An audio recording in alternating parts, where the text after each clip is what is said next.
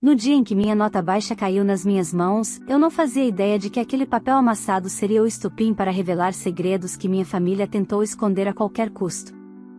Meu pai me chamou de desperdício, disse que eu deveria largar a faculdade de arquitetura e virar faxineira. Minha irmã, a mimada perfeita, riu como se meu futuro fosse uma piada. Só que, enquanto eles me humilhavam, minha professora descobriu algo capaz de virar toda a narrativa ao avesso. Um segredo que colocaria meu pai contra a própria imagem e faria cada pessoa que sempre me tratou como nada enfrentar as consequências. Essa história não é só sobre dor, é sobre revelações, coragem e um desfecho que ninguém imagina. Se eu fosse você, ouviria até o final. Nada aqui termina do jeito que eles queriam. Olá, seja bem-vindo ao canal Histórias Surpreendentes. Curta e se inscreva nesse canal, aproveite e ative as notificações. Comente aqui de qual cidade você está assistindo, vou adorar saber e deixar um coração no seu comentário. Meu nome é Isabela Moura, tenho 19 anos e estudo arquitetura na Universidade Estadual de Ouro Verde, uma cidade média do interior de Minas que sempre pareceu grande demais para mim e pequena demais para os sonhos que eu não tinha certeza se podia ter. Meu pai, Rogério Moura, sempre fez questão de me lembrar que eu era filha desnecessária, a cabeça nas nuvens. Minha mãe, Helena, morreu quando eu tinha 13 anos, e com ela se foi a única pessoa que um dia acreditou que eu poderia construir algo além de paredes imaginárias. Depois disso, meu mundo virou concreto rachado e silêncio. A outra filha, minha irmã Camila, 3 anos mais velha, cresceu sendo tratada como joia rara. Ela ganhava tudo: celulares novos, viagens caras, roupas de marca, elogios exagerados. Até seus erros eram celebrados como charme. Enquanto isso, eu ganhava migalhas de atenção e um quarto apertado que antes era o depósito da casa. Meu pai sempre dizia que investimento só vale a pena quando existe retorno. Camila era o retorno. Eu era a despesa. Quando passei no vestibular para arquitetura, pensei que algo mudaria. Por um breve instante, imaginei que ele pudesse se orgulhar. Mas tudo que ouvi foi: faculdade não é para você. Vai desperdiçar dinheiro e tempo. Mesmo assim, entre bolsas parciais, trabalhos freelancers e a ajuda inesperada da professora Marina Duarte, eu entrei na universidade. Marina foi a primeira pessoa desde minha mãe a olhar para mim com genuíno interesse. Ela dizia que eu tinha sensibilidade para espaços, que entendia luz e silêncio de um jeito que poucos alunos capturavam. Aquilo me alimentou mais do que qualquer comida em casa. Mas tudo desmoronou em uma terça-feira quente de abril, quando recebi uma nota baixa em uma prova importantíssima de concepção arquitetônica. Eu estava exausta, trabalhando à noite para pagar a mensalidade, dormindo mal, respirando pressão. Quando cheguei em casa com o papel amassado na mão, meu pai estava na sala, e Camila, como sempre, ao lado dele, com seu sorriso afiado. "Quanto tirou, Isabela?" Ele perguntou, sem nem olhar para mim. Entreguei a prova com a mão trêmula. Ele leu o número em silêncio. A sala ficou densa. Então ele gritou: "Educação é um desperdício para você. Vá trabalhar como faxineira, que é o máximo que consegue." Camila soltou uma gargalhada tão alta que até os quadros na parede pareciam querer cair. "Você é burra mesmo, Bela. Nem numa prova simples consegue nota boa." As palavras deles bateram em mim como tijolos. Mas naquele instante, algo dentro de mim rachou, e não no sentido de quebrar. Era diferente. Era como se um espaço novo se abrisse, silencioso, profundo, permitindo que a verdade finalmente respirasse. Eu fiquei parada, sem chorar, sem tremer. Apenas olhando para os dois enquanto eles me diminuíam como sempre fizeram. Mas, pela primeira vez, senti que aquela cena não terminaria do jeito que eles esperavam. Eles não sabiam, mas aquele momento seria o início do fim do mundo perfeito que tanto defendiam. A professora Marina tinha descoberto algo dias antes, algo sobre mim, sobre meu futuro, algo que meu pai nunca imaginou que pudesse existir. E quando descobrisse que eu sabia, quando percebesse que não tinha mais controle sobre mim, ele, Camila e o restante da família pagariam caro, muito caro, por tudo o que fizeram. Porque essa não é apenas uma história de humilhação. É a história de como eu descobri que ninguém consegue enterrar alguém que nasceu para construir os próprios alicerces. Depois daquela humilhação na sala de estar, subi para o meu quarto com a prova amassada na mão e a voz de Camila ecoando como uma sirene irritante. Meu quarto, se é que se pode chamar assim, era um espaço estreito, antigo depósito de ferramentas, com uma janela que mal abria e umidade acumulada no canto da parede. Camila, claro, ocupava a suíte com varanda e ar-condicionado. Às vezes eu me perguntava se meu pai percebia o simbolismo daquilo ou se apenas achava natural dar o melhor para quem menos precisava.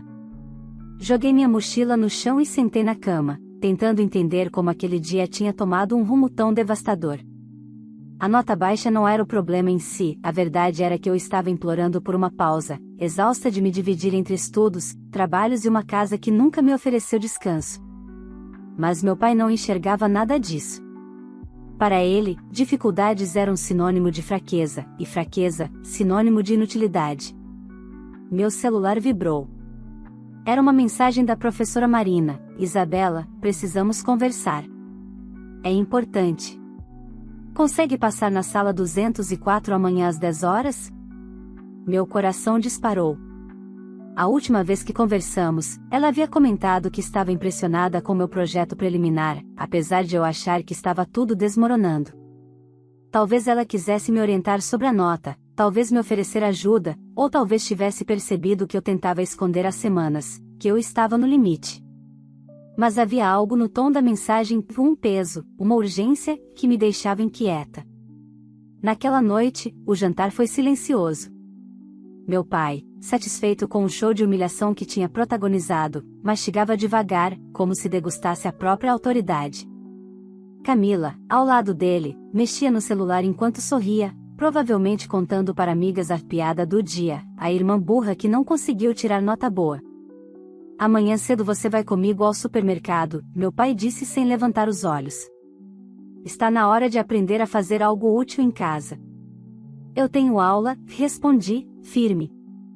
Ele ergueu a cabeça devagar, como um animal prestes a atacar. Aula? Depois da nota ridícula que você tirou, deveria era agradecer que deixo você continuar naquela faculdade. Engoli em seco.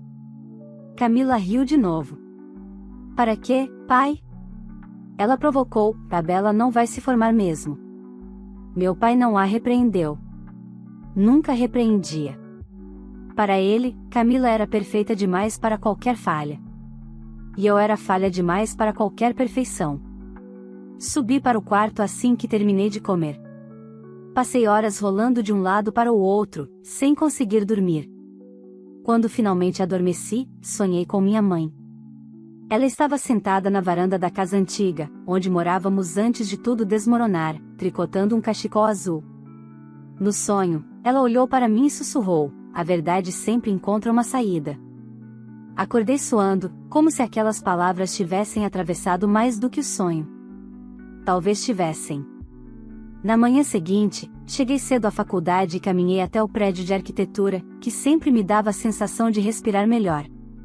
A sala 204 estava vazia, exceto pela professora Marina, que me aguardava sentada, segurando uma pasta azul. Isabela, ela começou com suavidade, sente-se. Precisamos falar sobre algo que você não vai gostar, mas que precisa saber. Meu estômago afundou. É sobre a prova? Perguntei. Não exatamente, ela respondeu, empurrando a pasta na minha direção. É sobre sua permanência na universidade. Senti o chão desaparecer sob meus pés. Minha permanência?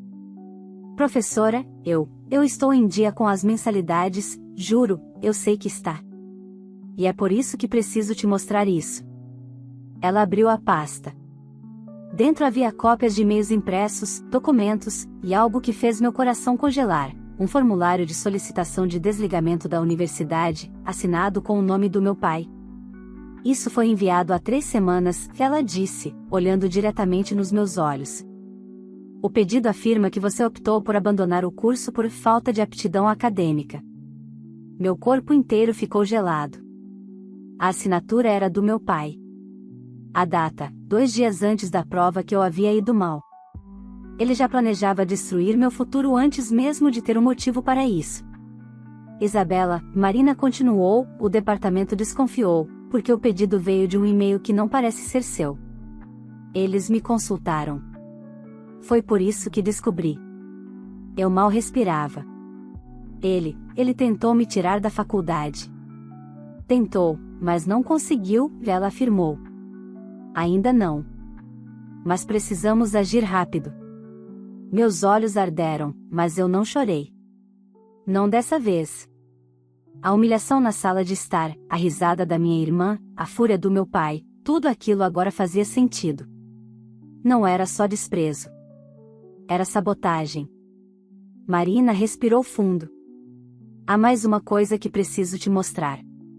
E isso vai mudar tudo. A professora Marina fechou a porta da sala 204 com cuidado, como se temesse que alguém pudesse ouvir o que estava prestes a revelar. Ela se sentou ao meu lado, apoiou a pasta azul sobre a mesa e retirou mais alguns papéis. Havia algo no olhar dela, uma mistura de indignação e pena, que fez meu coração acelerar.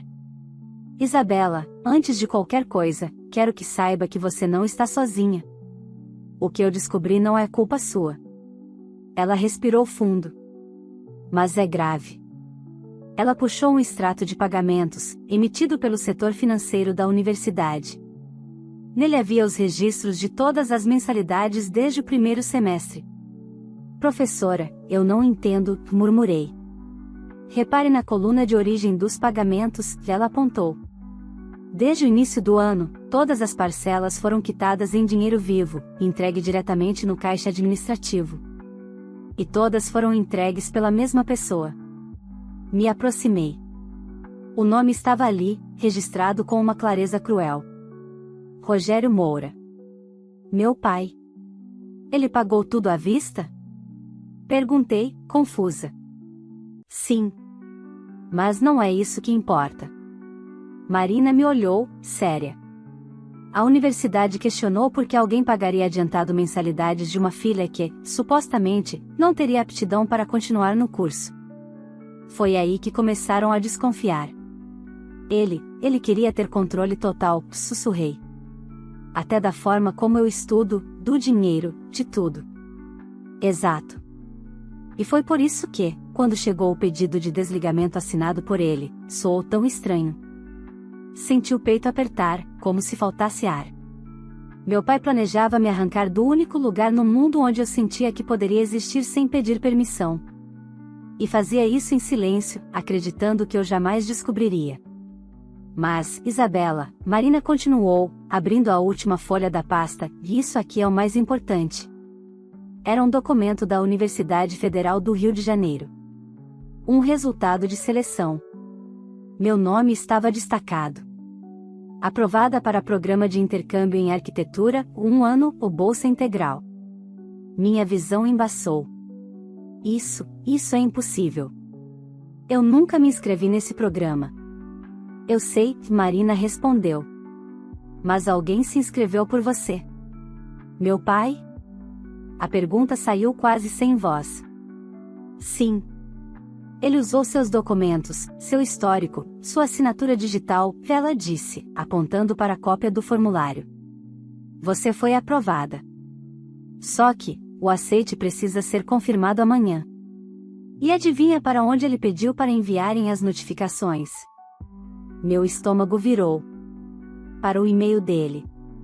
A professora concordou. Ele pretendia aceitar a vaga em seu nome, cancelar sua matrícula aqui e te mandar para morar com sua tia Marta no Rio, Marina explicou. A justificativa que colocou no sistema dizia que seria uma oportunidade de amadurecimento longe de distrações emocionais. Senti o chão desaparecer outra vez. Ele ia me mandar embora? Desse jeito? Sim. E sem que você soubesse. Quando ele fosse buscá-la na faculdade amanhã, sua matrícula já estaria cancelada. Meu corpo inteiro formigou. Tudo encaixava, a hostilidade, a humilhação, o desprezo constante. Ele não queria apenas me desencorajar. Ele queria me apagar da vida dele e da de Camila, como se eu fosse um erro que precisava ser removido discretamente. Por isso chamei você, Marina disse, tocando meu braço.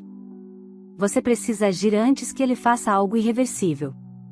Fechei os olhos e me forcei a inspirar, sentindo o peso de anos de abusos acumulados no peito. Senti a risada de Camila naquele dia ecoando como uma faca: "Você é burra mesmo."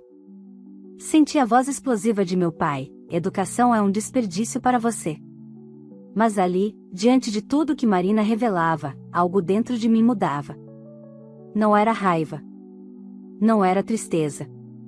Era uma certeza fria, firme, quase arquitetônica. Eu precisava proteger minha vida, mesmo que isso significasse destruir a imagem perfeita que meu pai construía na cidade.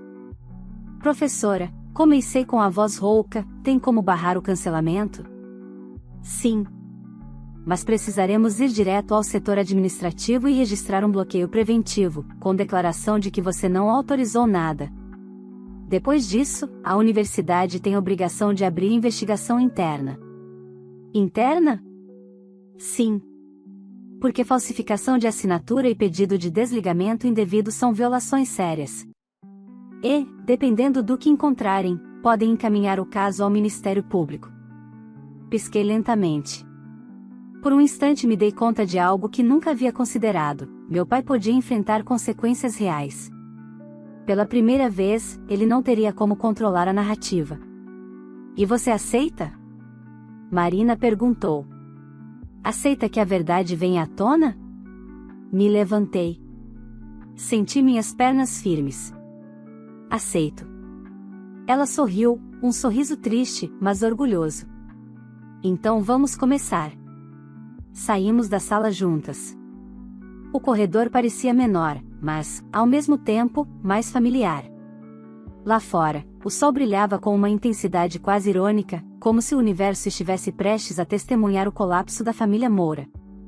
Enquanto caminhávamos até a secretaria, uma certeza formou raízes em mim: meu pai, Camila e o restante da família ainda não tinham ideia do preço que pagariam. E, desta vez, não seria eu quem pagaria a conta. Caminhar ao lado da professora Marina pelos corredores da universidade parecia atravessar uma ponte invisível entre a vida que eu sempre tive e a vida que eu estava prestes a assumir. A cada passo, sentia o peso das descobertas pressionando meu peito, mas também uma força que eu desconhecia. Talvez fosse isso que minha mãe chamava de instinto de sobrevivência. Talvez fosse apenas o início do fim da submissão. Ao chegarmos à secretaria, Marina pediu para falar diretamente com o coordenador administrativo, o Sr. Henrique, um homem meticuloso e sério, conhecido por seguir protocolos à risca. Ele nos recebeu com estranheza e preocupação, principalmente quando Marina explicou que havia indícios de falsificação envolvendo minha matrícula. Ele abriu a tela do sistema e seus olhos se arregalaram. "Professora Isabela, o pedido de desligamento está aqui, mas não foi finalizado. Há um rascunho de aceite pendente, aguardando confirmação." Ele respirou fundo. "E o programa de intercâmbio já está pré-aprovado. Se mais alguém além da aluna confirmar o aceite, a universidade assume como válido." "Eu não autorizei nada", declarei, firme. "Então faremos o bloqueio imediato", ele respondeu, começando a digitar com rapidez. "Depois abriremos um protocolo de verificação de fraude." Quando ele imprimiu o documento para minha assinatura, senti uma pequena vitória aquecer meu peito. Uma vitória silenciosa, mas pessoal. Pela primeira vez, eu estava impedindo meu pai de decidir meu futuro. Assim que deixamos a secretaria, Marina parou diante de mim. "Agora, Isabela, preciso te perguntar algo muito sério", ela disse, cruzando os braços. "Você se sente segura na sua casa?" A pergunta me atingiu como um golpe. Não porque fosse inesperada, mas porque eu nunca tinha me permitido respondê-la honestamente. "Não", lhe admiti. "Não me sinto segura emocionalmente há anos. E agora eu não sei se estou segura fisicamente também." Marina concordou, como se já esperasse por aquilo. "Você tem para onde ir? Amiga, parente, alguém de confiança?" Pensei em Camila rindo da minha cara, no meu pai me chamando de inútil, na casa sendo cada vez mais um campo minado emocional. "Tenho, talvez minha colega de turma, Lívia, possa me receber por uns dias", respondi. "Ótimo", Marina disse. "Hoje mesmo você não volta para sua casa. Vamos resolver isso." Senti um misto de alívio e pânico. Sair de casa assim, de repente, significava quebrar o último fio invisível que me mantinha presa. Mas também significava respirar. À tarde, quando cheguei no bloco de ateliês da faculdade, meu celular vibrou repetidas vezes. Eram mensagens de Camila. Pai disse que você sumiu da aula. Isso é falta de responsabilidade. Ele quer saber a que horas você chega. Não faça drama. Você ainda está chorando por causa daquela nota? Supera. Eu bloqueei o número dela pela primeira vez na vida. Minutos depois, começou o bombardeio de mensagens do meu pai. Isabela, atenda. Onde você está? Você está me desrespeitando. Não volte tarde. Você está me deixando irritado. Isso não vai acabar bem. As mãos tremiam enquanto eu segurava o celular. Era como se, mesmo à distância, ele tentasse puxar as correntes que sempre me mantiveram cativa. Respirei fundo. Bloqueei o número dele também. E então, algo que eu não esperava aconteceu. Um e-mail chegou na minha caixa pessoal. O remetente, Universidade Estadual de Ouro Verde, diretoria discente o assunto, agendamento de reunião extraordinária, família Moura, meu coração quase parou. Abri o e-mail e li: prezada Isabela Moura, informamos que a diretoria discente convocou seu pai, Rogério Moura, para esclarecimento sobre possíveis irregularidades relacionadas à sua matrícula. A reunião ocorrerá amanhã, às 15 horas, na sala de conselhos. Sua presença é recomendada. Meu sangue gelou. Eles o chamaram. A verdade começaria a rasgar o véu que meu pai tão cuidadosamente construiu durante anos. Isso é ótimo, Marina disse quando mostrei o e-mail. Ele não terá como desfazer. Ele vai surtar, respondi. Vai dizer que é perseguição. Vai me culpar por tudo. Sim, ela concordou. Mas agora não é mais sobre o que ele diz. É sobre o que você viveu. Saí da faculdade no fim da tarde e encontrei Lívia no portão. A Marina me ligou, ela disse. Você vai ficar comigo. Sem discussão. Obrigada, sussurrei, sentindo uma gratidão que doía. Passei no mercado, comprei uma mochila simples, coloquei algumas roupas, meu caderno de desenhos e a foto da minha mãe. Nada mais. Nada doía tanto quanto perceber o quão pouco eu possuía que realmente fosse meu. Quando chegamos à casa de Lívia, recebi mais uma notificação. Desta vez, de uma conta desconhecida no Instagram.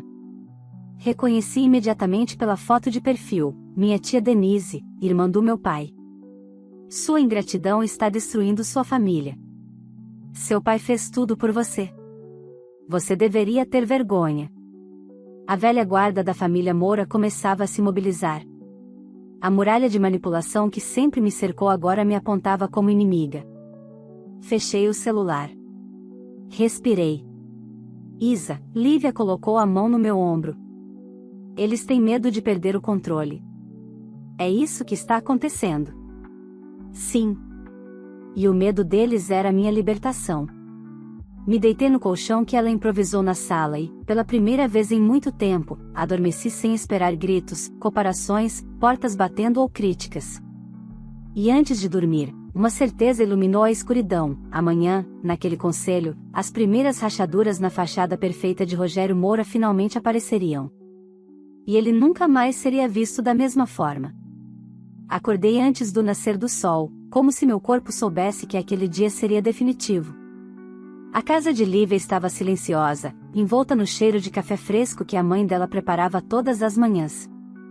Por um instante, desejei ter crescido em um lar assim, simples, mas leve, onde ninguém precisava pisar em ovos para existir. Dormiu bem?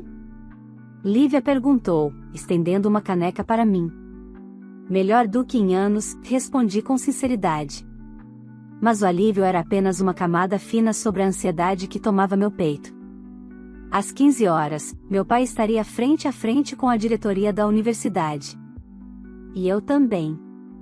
Seria a primeira vez que ele perderia o controle da narrativa, a primeira vez que outras pessoas viriam quem ele realmente era. Às 9 horas, recebi a primeira mensagem do dia, desta vez, de um número desconhecido. Isabela, é a Camila. Papai está furioso. Você precisa voltar para casa agora. Ele disse que vai resolver isso do jeito dele. Não respondi. Camila estava claramente sendo porta-voz do desespero dele, e não havia nada naquele voltar para casa que significasse segurança. Ela voltou a insistir: foi você quem provocou tudo isso. Se você tivesse se esforçado mais, nada estaria acontecendo. Eu já conhecia bem essa lógica retorcida. Eles criavam o problema, depois me culpavam por tê-lo percebido. Bloqueei também um número novo. Cheguei à universidade pouco antes das 14 horas. Marina já me esperava junto à porta da sala de conselhos. Ela vestia uma camisa azul e segurava uma pasta de documentos, os mesmos que revelavam todas as manipulações do meu pai. Pronta? Ela perguntou. Não sei, respondi. Mas vim mesmo assim. Isso é estar pronta. Entramos na sala.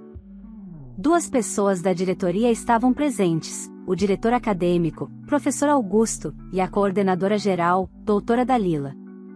A mesa oval parecia maior naquele silêncio tenso. Sentei-me ao lado de Marina. Às 14h55, a porta abriu com força. Meu pai entrou.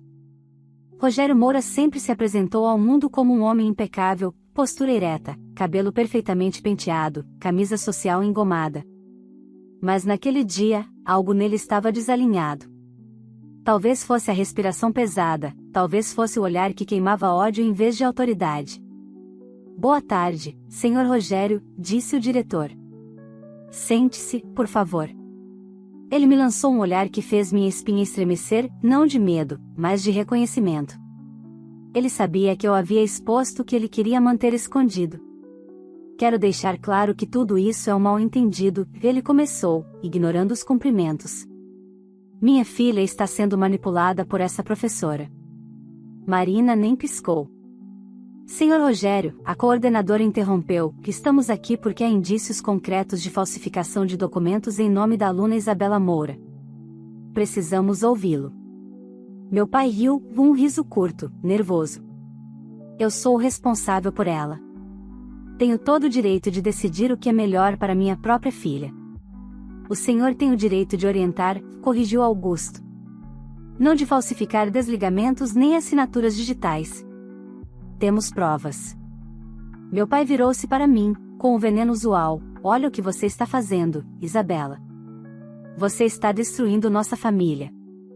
Está envergonhando seu próprio sobrenome. Tudo porque não aceita que não nasceu para a faculdade. Fechei os punhos debaixo da mesa. Não chorei. Não desviei o olhar. Não fui eu quem destruiu nada, respondi, com a voz firme. Só estou mostrando o que você fez. Marina abriu a pasta e organizou os documentos sobre a mesa, o pedido de desligamento falsificado, o formulário de intercâmbio com dados adulterados, os registros do sistema mostrando que o e-mail usado pertencia ao meu pai. O histórico de pagamentos feitos em dinheiro vivo por ele, inconsistentes com os relatos que ele dava sobre minhas incapacidades. A coordenadora analisou tudo atentamente, depois perguntou: Senhor Rogério, o senhor confirma que enviou esses documentos? Meu pai endureceu o maxilar. Fiz o que achava necessário. Ela não tem disciplina. Está sempre cansada, sempre errando. A outra minha filha, Camila, essa sim tem futuro. Mas Isabela, ele me lançou um olhar de desprezo, essa menina só dá despesas. Eu senti um impacto, mas não me quebrei. Senhor Rogério, disse o diretor, já perdendo a paciência, o que o senhor fez configura fraude documental. A universidade pode encaminhar o caso para investigação. A expressão do meu pai mudou pela primeira vez. Houve medo. Real, nu. Não, espera. Isso não precisa ir tão longe. Podemos resolver entre nós. Isabela, por favor, ele tentou suavizar o tom, e venha para casa, vamos conversar. Algo dentro de mim, silencioso e antigo, se levantou. Eu não vou voltar para casa, respondi. Nem agora, nem depois. Ele arregalou os olhos. A sala ficou gelada. Você não tem para onde ir, ele acusou. Você precisa de mim? Não, respondi. Você precisa do controle. Eu só preciso da verdade.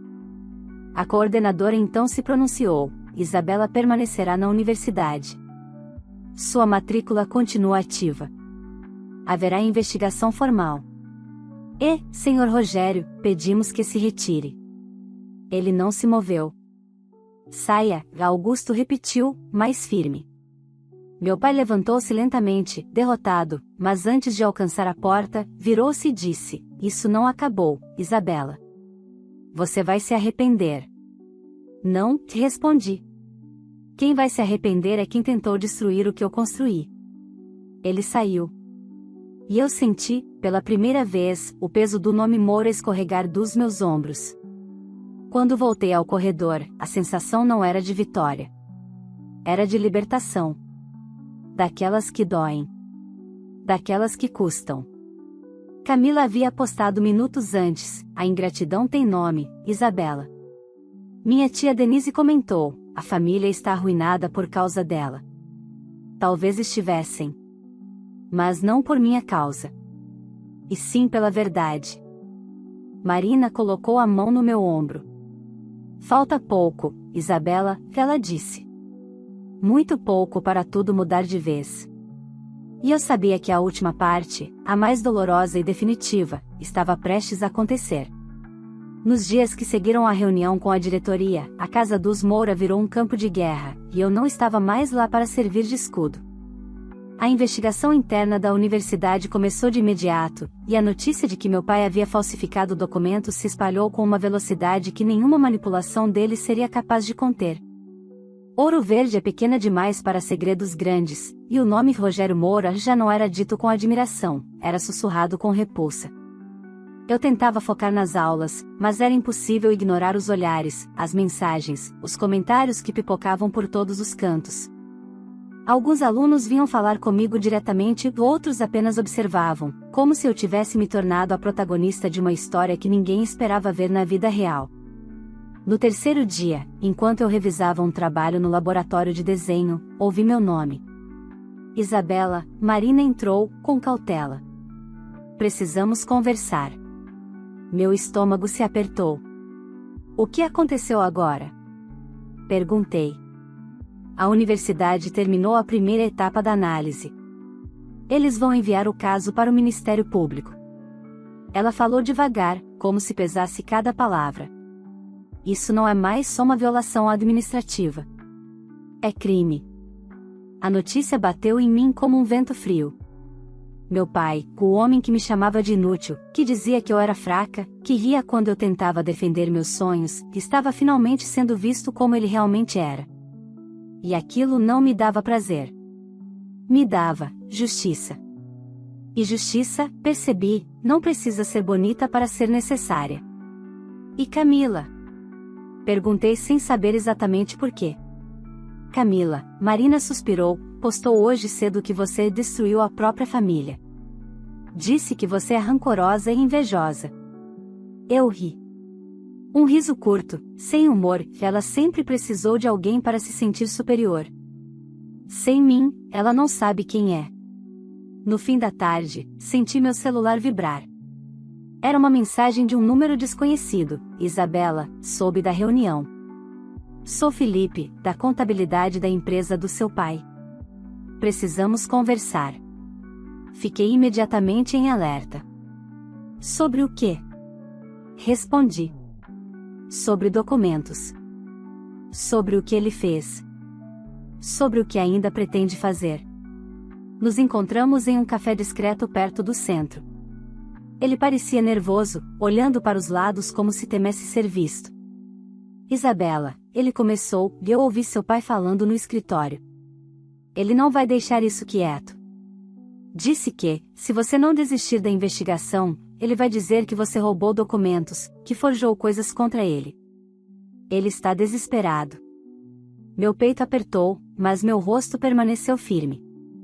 Ele sempre faz isso, sussurrei. Criar narrativas para se salvar. Felipe concordou. Eu trouxe isto. Ele colocou um envelope sobre a mesa. São cópias de e-mails, recibos e gravações que provam que foi ele quem enviou tudo, quem falsificou, quem tentou te tirar da faculdade. Ele vive dizendo que faz isso pelo seu bem, mas, Felipe hesitou, mas nunca parece sobre você. Parece sobre ele. Sobre o controle que ele precisa ter. Peguei o envelope com mãos trêmulas.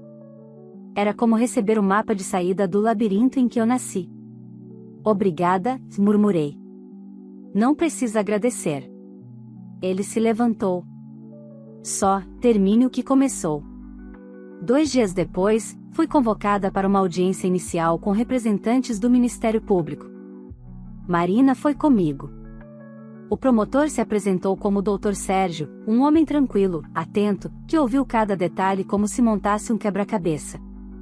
Quando terminei de relatar tudo, a falsificação, o intercâmbio, o desligamento, os pagamentos, o histórico de abuso emocional, ele disse: Isabela, sua coragem é extraordinária. E seu pai, bom, ele terá que responder legalmente por tudo isso. A senhora coordenadora também enviou seu depoimento. Você não está sozinha. Talvez eu nunca tivesse ouvido palavras tão importantes. No mesmo dia, quando saí da promotoria, recebi uma ligação de Camila. Eu quase desliguei na hora, mas algo em mim queria ouvir o que ela tinha a dizer. Isabela, você destruiu tudo. Ela gritou assim que atendi. O papai está sendo investigado, a família está sendo humilhada, a cidade inteira está falando. Por que você não pode ser como eu? Por que você sempre precisa complicar tudo? Respirei fundo. Camila, eu nunca complico nada. Eu só existo. E vocês nunca suportaram isso. Você é ingrata. Ela disparou. O papai sempre fez tudo por nós. Ele fez tudo por você, corrigi. Por mim, ele fez o possível para me impedir de viver.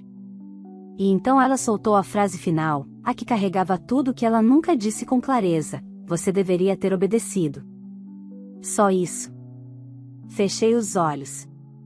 Respirei. E desliguei. Não respondi mais, não procurei mais, não quis mais. A ligação foi o fim. Definitivo. Na semana seguinte, meu pai recebeu intimação formal. As acusações incluíam falsificação de documento particular, tentativa de fraude institucional e coação psicológica.